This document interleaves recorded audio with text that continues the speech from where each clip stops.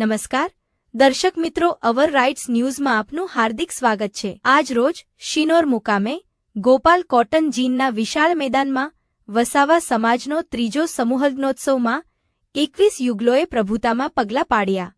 શિનોર વસાવા હિતરક્ષક સમિતિના સભ્યોએ ભારે જહેમત ઉઠાવી દાતાઓના વિશેષ ફાળા અને સહયોગથી સફળ આયોજન કર્યું હતું।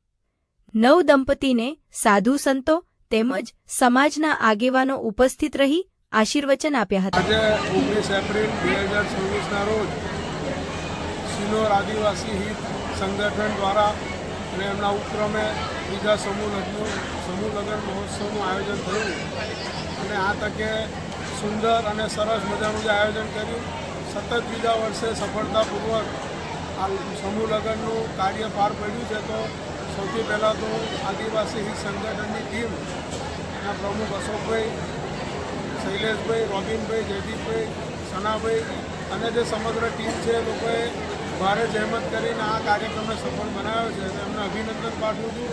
અને આજે જ્યારે આદિવાસી સમાજના 21 નવયુગલો પ્રભુતામાં પગલાં પાડ્યા છે તો હું એમને શુભેચ્છા પાઠવું છું લગ્ન જીવનની અને પ્રભુને પ્રાર્થના કરું છું કે એમને સારું આયુષ્ય આપે, સુખ શાંતિ પ્રદાન કરે।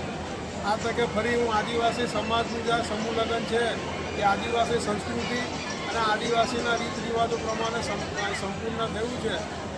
આ સમૂહ લગ્ન કરવાથી સાદગી, સમાનતા અને સહકારની જે ભાવના આદિવાસી સમાજમાં પ્રજ્વલિત થઈ છે, આ તકે હું સર્વેને અભિનંદન પાઠવું છું।